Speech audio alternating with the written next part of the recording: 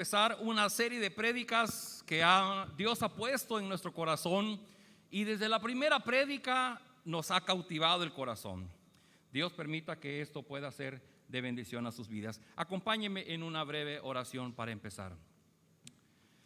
Padre Celestial, te hemos cantado, hemos orado, hemos alabado tu nombre y hemos dado gracias porque tu amor nos sostiene.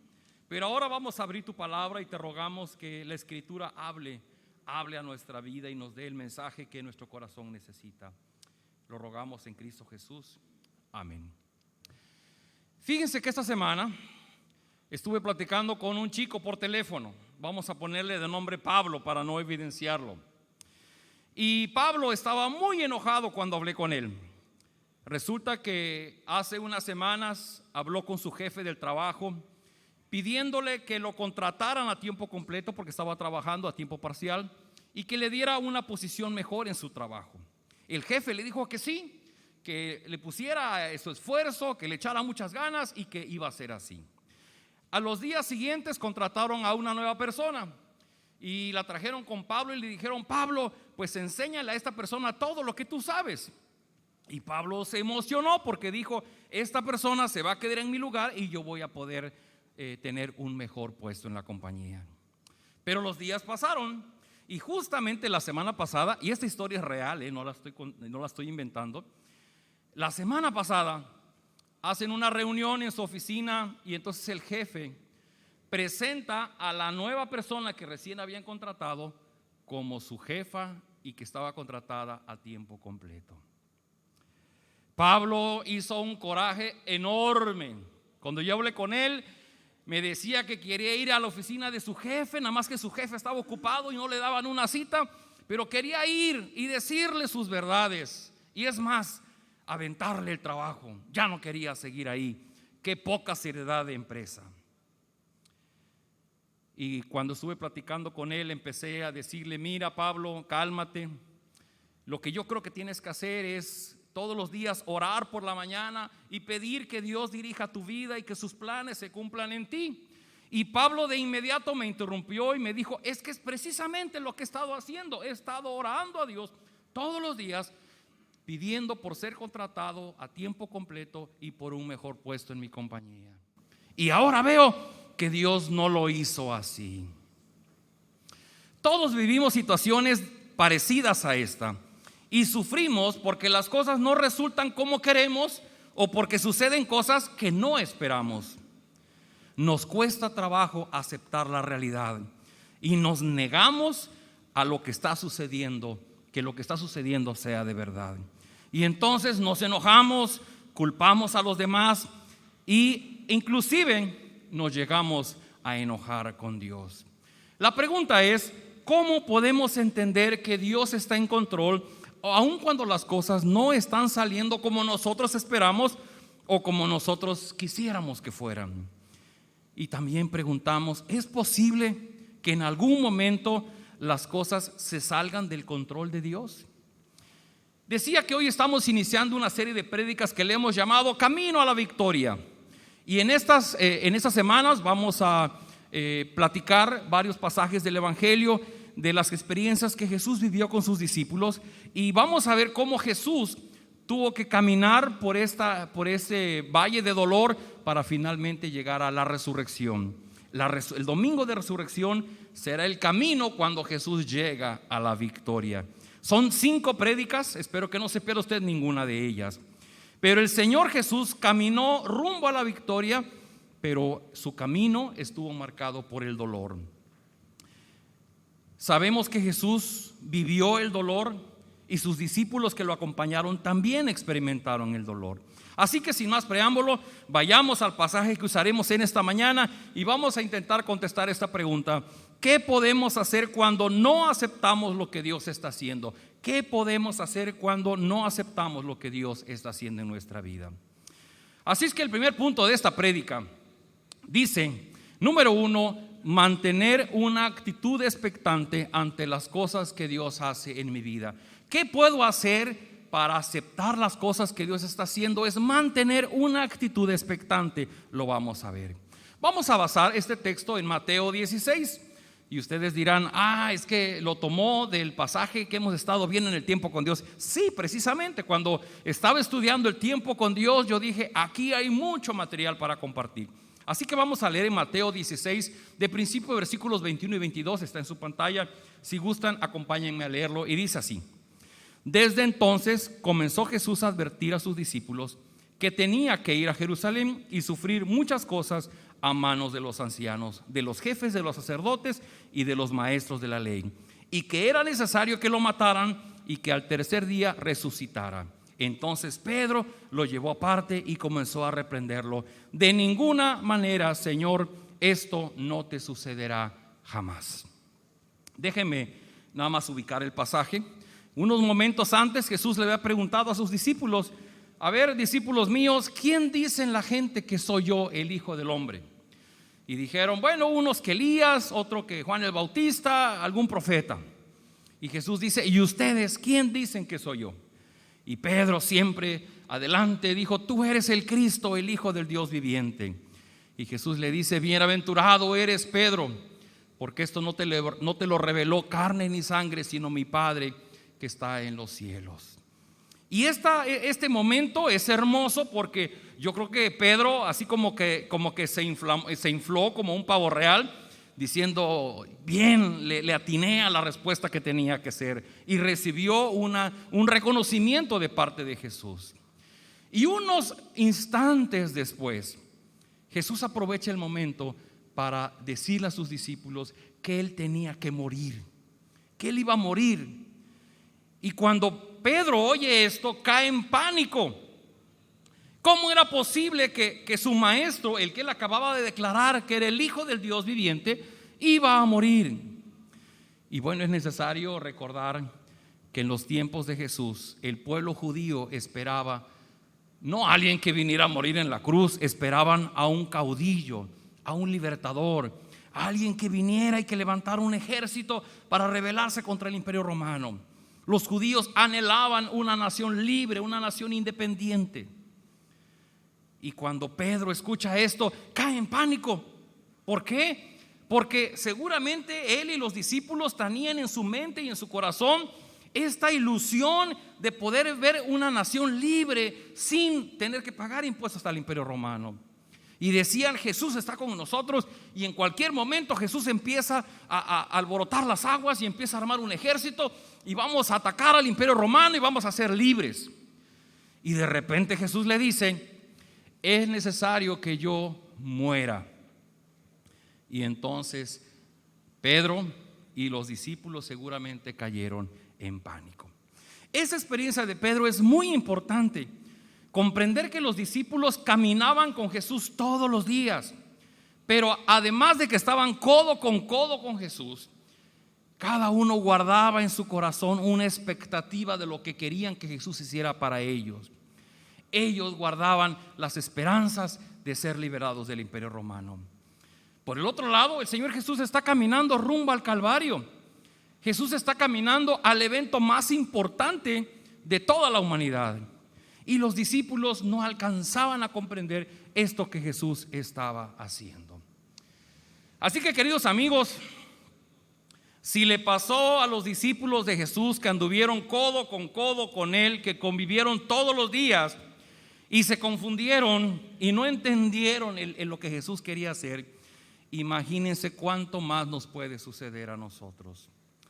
Así que sí, es posible que a nosotros lleguen a sucedernos eventos inesperados que nos provoquen dolor y que nos dejen paralizados, que nos dejen en pánico, porque no esperamos que esas cosas sucedan en nuestra vida.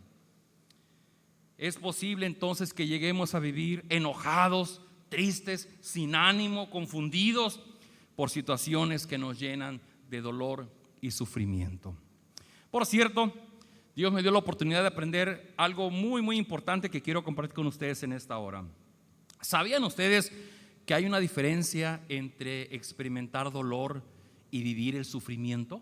Hay una diferencia importante entre experimentar dolor y vivir sufriendo.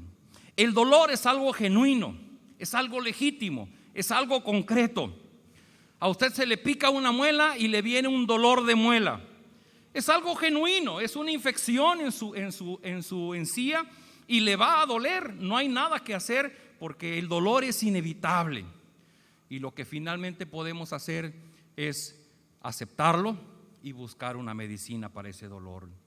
El dolor puede aparecer en cualquier momento, cuando estamos más enamorados, cuando empezamos a tener hijos, cuando hacemos amistades, cuando iniciamos un proyecto. En el momento menos esperado va a venir un dolor. Y todos, ricos y pobres, hombres y mujeres, de todas las latitudes en el mundo, estamos a expensas de pasar por una experiencia de dolor. Pero ahora deje referirme al sufrimiento. ¿Qué es el sufrimiento? El sufrimiento es muy diferente al dolor. El sufrimiento es opcional y el sufrimiento es la consecuencia de no aceptar aquella situación que está interrumpiendo nuestra vida, que acaba con nuestros sueños, que nos arranca la tranquilidad y la comodidad en la que vivimos. Elegimos sufrir cuando negamos las situaciones adversas que nos provocan el dolor, y entonces, consciente o inconscientemente, elegimos una forma de vivir en sufrimiento, y de esta forma elegimos una manera de mostrarnos ante los demás. Queridos amigos, el sufrimiento es como una mochila que llevamos cargando por muchos años en nuestra vida, y ni siquiera hay el planteamiento, la opción en nuestra cabeza de poder tirar esa mochila en cualquier momento. El sufrimiento decidimos cargarla nosotros. Cuando se presenta un evento difícil en nuestra vida, tenemos dos opciones: o lo aceptamos o lo rechazamos. Cuando aceptamos el dolor, lo vivimos en carne propia y somos valientes ante el dolor para salir adelante. En el sufrimiento somos cobardes, en el sufrimiento lo negamos, hacemos de cuenta que no existe. No es posible que me haya sucedido esto. ¿Por qué tuvo que haberme pasado a mí? Pero viene la parte importante: nuestro Señor Jesús. El Señor Jesús experimentó dolor, pero no experimentó sufrimiento. Jesús experimentó dolor, pero no experimentó sufrimiento. ¿Por qué? Porque el Señor Jesús aceptó el dolor. Vea usted cómo dice Pablo allá en Filipenses, que el Señor Jesús no se aferró a ser igual a Dios, sino que se despojó a sí mismo y se humilló y fue obediente hasta la muerte, y la muerte de cruz. El Señor Jesús sabía que aquello le provocaría dolor, pero Él fue valiente, Él lo enfrentó, Él decidió vivirlo, decidió tomar el plan de su Padre para cumplirlo a costa del dolor que le iba a provocar. Tan solo imaginemos el dolor del Señor Jesús. ¿El Señor Jesús tuvo dolor? Claro que sí. Imagine usted, desde que Él inició su ministerio, cada mañana, cada tarde, cada noche, saber que cada día que transcurría era un día que caminaba rumbo a la cruz del Calvario. Y Jesús sabía cómo iba a morir, cómo lo iban a castigar, cómo lo iban a lastimar físicamente. Yo no sé ustedes, pero sí, a mí ya me pasó cuando me declararon cáncer. Me dijeron: tienes cáncer y estás en riesgo de morir. No se lo deseo a nadie, la mente se te pone en blanco y piensas en las personas que amas y no sabes qué decidir. Gracias a Dios que fue un periodo muy corto, porque luego me operaron y miren, aquí vivito y sano. Pero el Señor Jesús vivió más de 2 años levantándose por la mañana y sabiendo que estaba caminando rumbo al Calvario. El Señor Jesús vivió la agonía del dolor, pero Él fue valiente. Él aceptó vivirlo porque era parte de un plan de Dios. De manera contraria, vemos a Pedro y a los discípulos. Su mente y su corazón vivían una ilusión de un pueblo, de una nación libre. Y cuando Jesús dio esta noticia, rompió sus sueños, rompió su corazón. Queridos amigos, yo no sé si tú en este momento estás viviendo una situación de dolor, o yo no sé si estás encajado en una situación de sufrimiento. El dolor es algo concreto, es una situación adversa, un momento difícil en nuestra vida que es inevitable. No elegimos estar ahí, pero estamos experimentando el dolor. El sufrimiento nosotros lo decidimos cuando no aceptamos aquello que está sucediendo en nuestra vida. Así que frente a nosotros tenemos el camino del dolor o el camino del sufrimiento. Y como hijos de Dios, el camino del dolor es cuando elegimos aceptar lo que Dios está haciendo en nuestra vida, aunque de momento no lo entendamos. Elegimos confiar en Dios, aunque sea parte de nuestra vida el dolor que vivimos. Cuando estaba hablando con este joven Pablo, finalmente no me dejaba mucho hablar, así es que tuve que hacer varios intentos y poder decirle: Pablo, solo recuerda que Dios está en control. Pablo, Dios no te ha olvidado, Dios no ha dejado de amarte. Pablo, probablemente Dios está viendo algo que tú no estás viendo en este momento. ¿Le dolió la mentira, el engaño que le hizo su jefe? Claro que le dolió. Le dolió porque él tenía su expectativa de una mejor posición y de un mejor ingreso. Pero entender que esto pudiera ser parte del plan de Dios le trajo paz y tranquilidad a su corazón.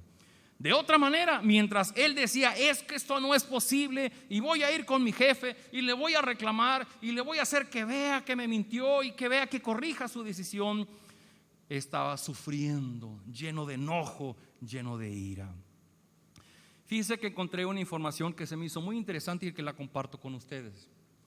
¿Qué pasa con las personas que no aceptan las realidades difíciles y entonces caen en sufrimiento? Número uno, nos negamos a vivir el dolor, buscamos maneras de evadirlo y buscamos cómo defendernos del dolor. Número dos, buscamos a alguien, no importa quién sea, alguien que sea nuestro Salvador y que nos saque del sufrimiento. Número tres, el único pensamiento que hay en nuestra cabeza es: ¿por qué? ¿Por qué a mí? ¿Por qué si hay tantos malos? ¿Por qué me vino a caer a mí, que yo no soy malo? Número cuatro, me convierto en una víctima ante los demás y uso esa situación para manipular a las personas que están junto a mí. Y número cinco, utilizo mi sufrimiento para llamar la atención de los demás y sentirme amado. El tema de hoy es: ¿qué pasa cuando no aceptamos lo que Dios está haciendo?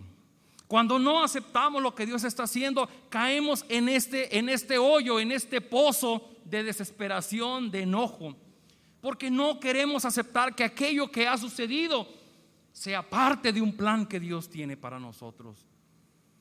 Debo ser sincero, a mí me ha llevado muchos años entender que mi accidente hace ya muchos años, 21 años, por cierto estamos a 7, ¿verdad? Mañana cumplo 21 años, 8 de marzo, de haberme accidentado. Y yo decía: pero ¿por qué Dios se descuidó? ¿Por qué no me puso atención? ¿Por qué no quitó el camión con el que yo me iba a estampar? Y me ha llevado muchos años entender que todo era parte de un plan.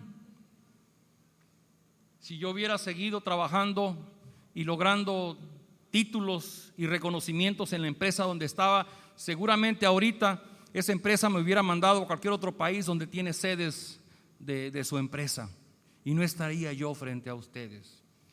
Así que Dios se aseguró que con ese accidente un día a mí me dijeran: Joel, pues ya no puedes seguir trabajando aquí, muchas gracias, bye.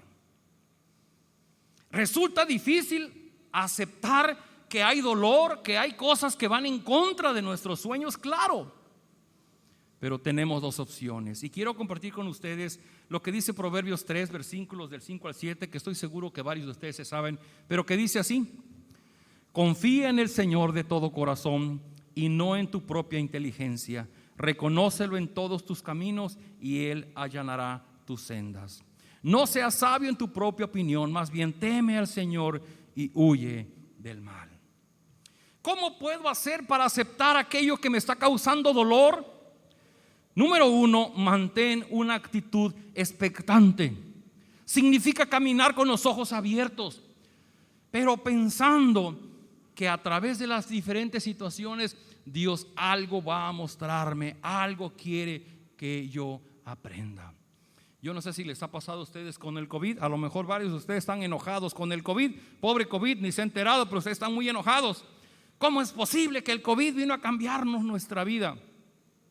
Y usted que sabe que Dios está usando el COVID para provocar en usted un crecimiento en su fe, para que finalmente usted pueda vivir conforme al proyecto, al plan de vida que Dios tiene para usted.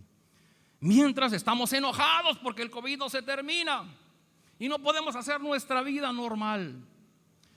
Y el COVID es uno de tantos.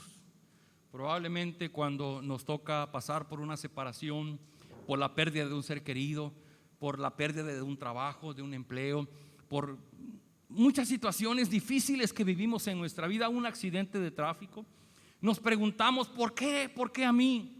Pero recuerde, por favor, ese preguntarse el por qué a mí, lo único que está significando es que usted no está aceptando que Dios está guiando su vida. Y Dios guía nuestra vida aun cuando no entendamos situaciones que estamos viviendo. Número 2, ¿qué puedo hacer para aceptar esto? Número 2, poner mi mirada en las cosas de Dios. Poner mi mirada en las cosas de Dios. Vamos a seguir leyendo ahí en Mateo 16, versículo 23, y dice así: Jesús se volvió y le dijo a Pedro: aléjate de mí, Satanás, quieres hacerme tropezar, no piensas en las cosas de Dios, sino en las de los hombres. Y déjenme leerlo en la versión 60, porque también las palabras que usa tiene riqueza en su contenido. Dice así: pero él, volviéndose, dijo a Pedro: quítate de delante de mí, Satanás, me eres tropiezo, porque no pones la mira en las cosas de Dios, sino en las de los hombres. ¿Cuál fue el problema puntual con Pedro? Que Pedro estaba junto a Jesús, caminaba con Jesús, vivía con Jesús, pero Pedro tenía puesta su mirada en sus intereses, en sus sueños, en sus anhelos. Jesús venía en cumplimiento de un plan. Y Jesús le dice: Pedro, es que tú me estás estorbando, me sirves de tropiezo, porque tú estás queriéndome llevar en otro sentido. Yo he venido para cumplir el plan de Dios. Y Jesús le dice: deja de poner tu mirada en las cosas, en tu vida, en tus intereses, y pon tu vista en mí. Así es que rápidamente vamos a ver ahí mismo en el versículo 24 y 25, Jesús inicia diciendo esto. Luego dijo Jesús a sus discípulos: si alguien quiere ser mi discípulo, tiene que negarse a sí mismo, tomar su cruz y seguirme. Porque el que quiera salvar su vida la perderá, pero el que pierda su vida por mi causa la encontrará. Ese es un texto memorable, es un texto muy importante de la Escritura. Déjenme definir rápidamente a qué se refería Jesús, porque si entendemos esto, podremos entender a qué se refería con Jesús con poner nuestra vista en las cosas de Dios. Número 1, dice Jesús: negarse a sí mismo. Queridos amigos y amigas, estemos conscientes, nuestro yo es egocéntrico, es autónomo y es autosuficiente. Lograr que nuestro yo deje de ser yo es el milagro más grande que Dios puede realizar en nuestra vida. Negarnos a nosotros mismos significa decirle a mi yo que ya no quiero vivir buscando mis propios intereses, sino que a partir de ahora quiero empezar a aprender a depender de Dios. Cuando los planes de Dios sean más importantes que los míos, no importará que mis planes se interrumpan, estaré tranquilo y confiado, porque sabré que es lo mejor que me pudo haber pasado. Poner nuestra mirada en las cosas de Dios significa poner nuestra mirada en los planes de Dios, en lo que Dios está haciendo. Dejar de pensar solo en lo que a mí me interesa. Queridos amigos, una enfermedad a nosotros nos paraliza la vida. Tenemos que tomar tiempo para estar en cama reposando, y eso nos desespera a los que estamos acostumbrados a levantarnos temprano a trabajar y trabajar todo el día para ganar el sustento. Pero déjame decirte algo: esa experiencia de enfermedad, esa experiencia de quedarnos quietos, no está fuera de la voluntad de Dios, es parte del plan de Dios. Y vamos a sufrir menos cuando nosotros podamos empezar a decir no a nuestro yo y empecemos a mirar con mayor apego la voluntad de Dios para nuestra vida. Número 2, tomar su cruz. Dicen que el emperador Antíoco Epifanes, que le llamaban el emperador el loco, más o menos vivió unos 160 años de Jesús, antes que el Señor Jesucristo, e hizo costumbre algo: cuando alguien era condenado a morir en la cruz, Era necesario que el propio condenado a la muerte llevara su cruz, que la cargara hasta donde iba a ser crucificado. Así que el Señor Jesús dice: el que quiera ser mi discípulo, que tome su cruz y que me siga. ¿Qué significa esto? Significa que quien decide seguir a Jesús debe estar listo, como si estuviera formado con los que van rumbo a la cruz del Calvario. Y número 3, dice Jesús: el que quiera ser mi discípulo tiene que seguirme. ¿Qué significa seguir a Jesús? Significa que yo me tengo que adecuar a los planes de Dios. No Dios tiene que adecuarse a mis planes, yo me tengo que adecuar a los planes de Dios. Caminar la misma senda por la que Jesús caminó, cargando nuestra cruz, es el mejor símbolo de que hemos puesto nuestra voluntad a los pies de Jesucristo. Queridos amigos, en alguna ocasión, cuando fui más joven, fuimos con la mamá de mis hijos a Estados Unidos, queriendo iniciar una nueva vida allá. Y pueden estar seguros que yo me levantaba muy temprano y me dormía muy de noche, y trabajé en Estados Unidos como no se imaginan, por lograr un sueño, el sueño americano. El tiempo pasó y tuve que regresar a mi país. Para mí fue un golpe muy duro en mi orgullo. ¿Cómo era posible que miles de mexicanos van y empiezan de braceros y hacen su sueño mexicano? Yo ya tenía una carrera universitaria y no pude lograr lo que otros lograban. Me dolió. Pero solamente en el paso del tiempo he podido comprobar que esa experiencia estaba dentro de un plan de Dios. Ahora mis hijos están allá y están viviendo su sueño americano. Yo no lo viví, lo vivieron ellos, y yo no sé qué planes tenga Dios para mis hijos. Pero algo quiero decirte: yo no sé la situación que tú estás viviendo en este momento, que te está partiendo la vida, que te tiene enojado, que te tiene triste, que te tiene sin ánimo, que te tiene sin esperanza.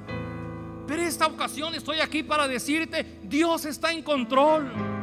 Acepta eso que te está doliendo y entrégaselo a Dios y dile: Señor, esto me está partiendo la vida, necesito dártelo, necesito entregártelo para que tú hagas un milagro en mi vida. Estamos caminando rumbo a la victoria. El Señor Jesucristo sabía que tenía que pasar por el dolor, pero Él sabía que su vida no acababa ahí, su vida acababa el día de la victoria. Y los hijos de Dios caminamos frente al dolor, valientes, arrojados, atrevidos, empujados por el amor de Dios, porque sabemos que su gracia, su misericordia y su mano poderosa nos va a guiar hasta el final. ¿Les gustaría a ustedes orar y decir: Señor, hay cosas que yo no entiendo, me están doliendo, pero hoy te digo que acepto tu voluntad, que quiero vivir para ti, quiero que me lleves rumbo a la victoria, quiero que cumplas tus planes en mí? Recuerde esto: lo mejor que nos puede pasar es que la voluntad de Dios se cumpla en nosotros. Nuestra voluntad es egoísta, es finita, es limitada, pero la voluntad de Dios es santa y es perfecta. ¿Les gustaría a ustedes orar así? Quisiera invitarles a estar de pie. Podemos cantar: no tengo temor, tú tienes el control. Cantemos una porción de este canto y enseguida vamos a orar.